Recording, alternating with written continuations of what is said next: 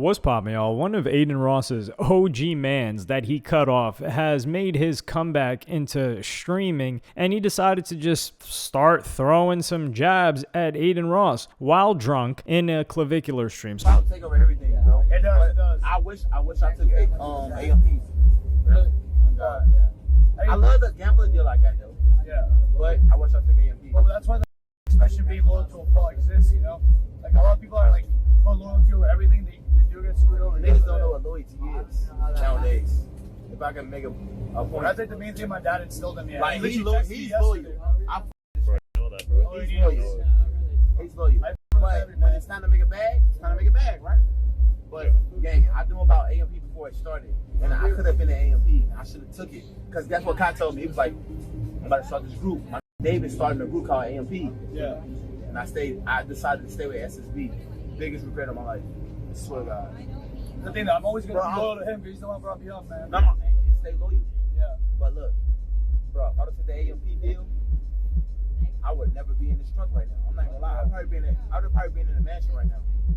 You can get back in the mansion, bro. I'm not even gonna lie. I'm in the penthouse though. Yeah. So a little bit of background information. This guy, Izzy Prime, he met up with this guy, Drago, who is boys with clavicular. They live together. They came up together. They're like dialed in. They're homies. And they were out doing some club stream, and this guy, Prime, just happened to be there. And Prime is a recognizable guy. So like he recognized him. He was like, yo, what's up? So they start kicking it for a little bit. This guy's down in shots. So by the time they're in the Sprinter van, he's already drunk because they're headed towards some yacht party that they were throwing. So off rip, him talking about AMP, number one, I don't think this guy was invited to AMP, to be honest. It's a possibility because Kai Cenat was a fan of Adin Ross. He was a big fan of Adin Ross. So he definitely knew everybody around Adin Ross, and maybe he did invite him, but Kai Cenat didn't start AMP.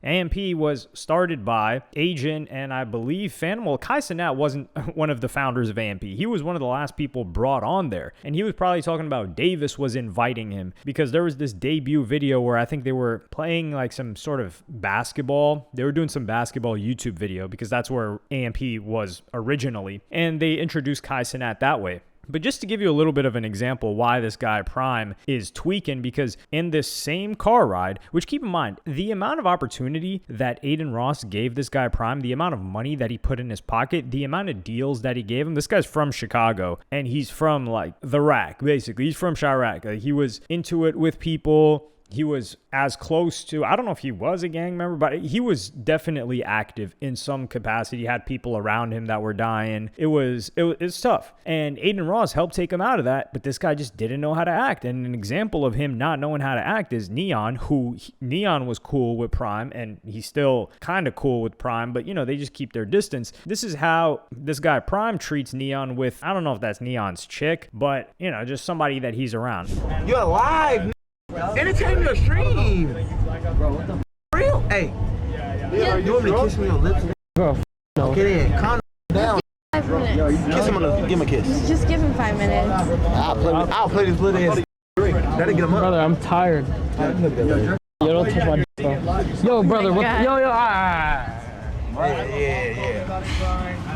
Hey, you know what's crazy? What? I can play this before you can. Yeah.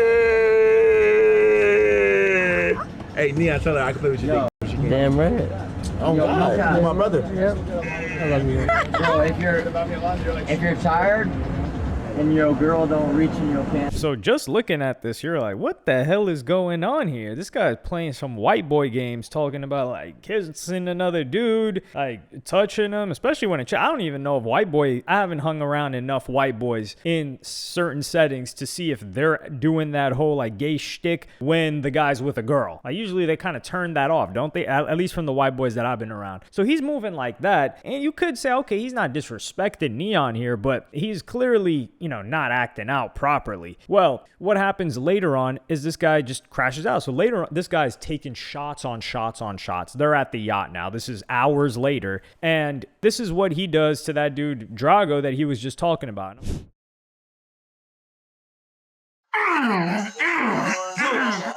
Nah, you bugging. It's over. No, bro. What the fuck is that, bro? I'm just picking you up, gang. I didn't know. Right. To like put it on selfie mode to record myself like trying to get another drink, He picks me up while I'm holding the camera sitting on a tripod. It ends my stream, so it doesn't even catch it on my channel, and it gets it on Neon of him picking me up. Bruh. Yeah. Yeah. Pretty fucked. It's bro. He's a bro. Oh. What? Yo, so bad. Okay. I'm joking. Oh. What? What the? Nah, dude. You were wildin' too. So, okay, relax. So here, this dude Drago was with his chick that he was with before, and this guy just does this to him. And that dude Drago, you know, he rips a hard R after that, which, you know, we're not condoning that.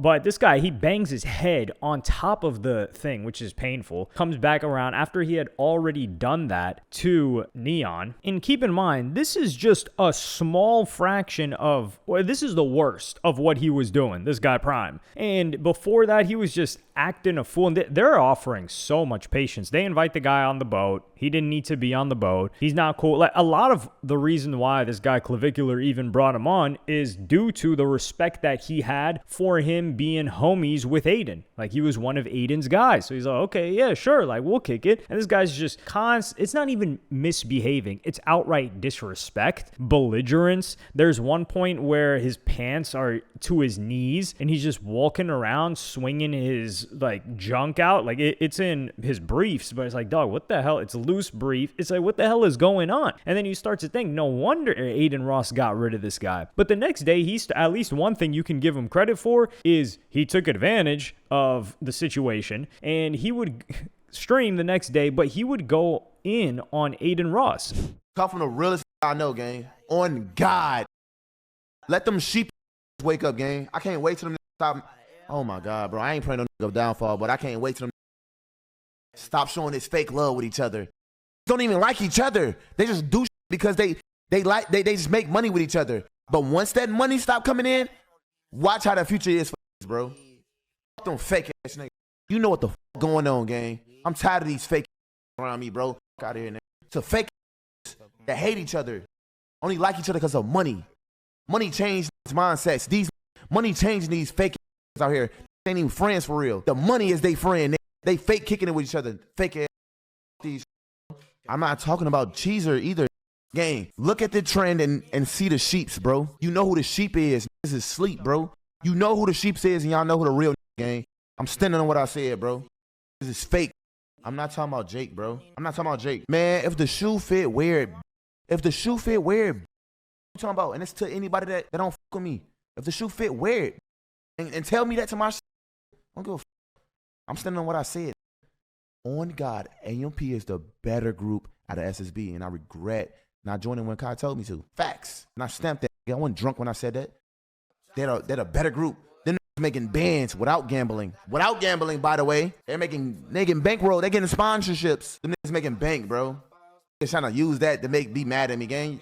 Y'all been not with me, bro. So first off, what he said is somewhat true, but we got to break it down. So AMP is a better group. Certainly. These guys vibe together. They've lived together. They are consistent. When you look at SSB, it's kind of like a fractured thing. And here Prime is talking about like, yo, Cuffham's the realest one. And he's even talking about, he's not talking about Cheezer or Jake, which is Jake SSB or is he SSB affiliated? Like when I think of SSB, I don't think of an actual group. Like maybe at one point it was, and this guy Prime definitely knew Adin, and he mentioned that he knew Adin from 2015. They were locked in since then, which I do believe that's the case. And to give credit to this dude Prime, he was the OG brand risk event. The fight between the impromptu fight between him and Zerka was the first fight that ever happened with an Adin Ross like prize and everything. And from that, he started rolling with it. That was a couple of years ago. So yeah, he was definitely the initial one there, but he was just moving mad. And this is another thing. SSB, yes, they are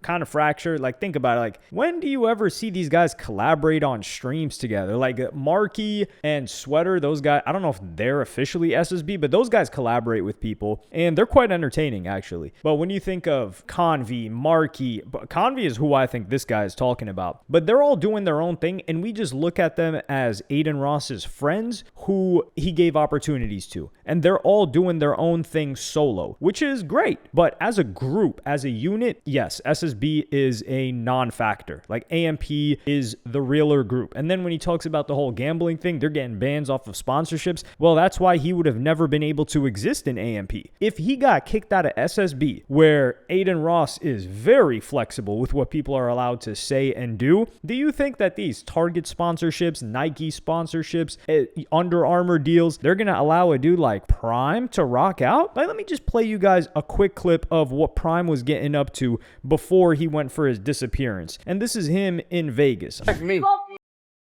Did you ask her to keep it? I'm outside. Just let you know. Dog stuff. I'm not moving no white person. What's up? Easy. What you want to do? What you want to do? Easy. No, just fix it. Come outside. Come outside. Come on. Come on. Come on. Come on. Come on.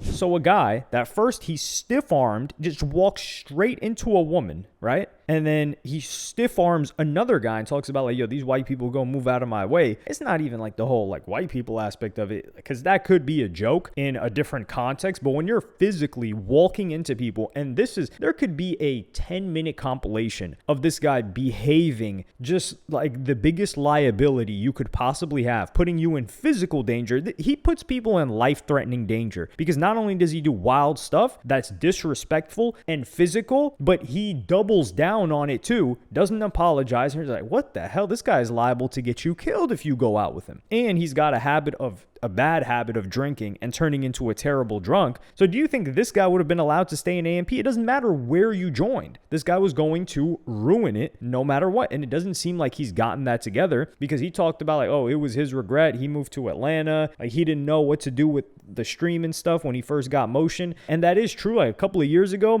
people didn't really know what to do. The industry, at least this side of the industry, wasn't as developed as it is right now, where people know exactly what to do, where they're going to get slotted in and all that. And the kick was still being built at that time. Like, these guys were the foot soldiers. The ground, they were building the foundation of kick, which we do got to give credit for. But he would stand on this with the Adin Ross thing in a separate set of tweets where he says, stand on what I said, fake love, F y'all, been black, blad anyways, don't want to be where blackballed, I think he's trying to say.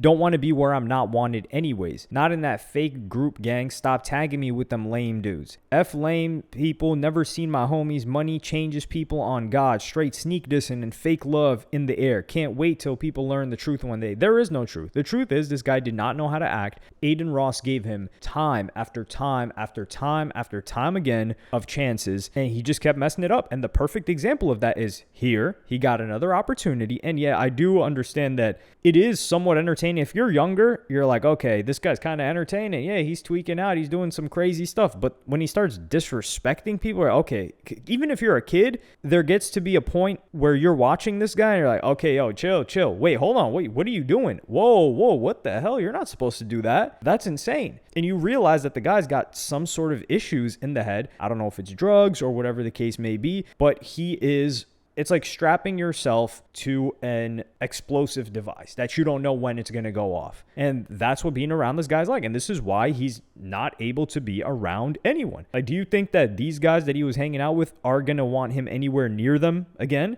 No, they're not. And maybe he can get his own thing going on, but this is the type of guy to get himself arrested in streaming. Because think about the situations that, like Clavicular, for instance, got caught up in. He was very popular. Some dudes start stream sniping him all the time. We get the car incident where he damn near runs the guy over, right? What do you think is happening with a Prime if he gets enough motion? People know how he reacts. They can bait reactions out of him way easier because people are being polite and treating him well, like that Clavicular stream with Neon and all of them, and he's still moving mad. So if people are agitating him, imagine how angry he's going to get. Easily can get himself locked up. And then there goes. Your freedom's gone now. So frankly, this is an individual that he doesn't know how to tone it down. He doesn't know when to turn it off. And you can't even say, oh, you know, they put him in a situation where he got disrespected, because that never happened. And he is just his own worst enemy. And that's why you can tell clearly that Kai Cenat is probably thinking, thank God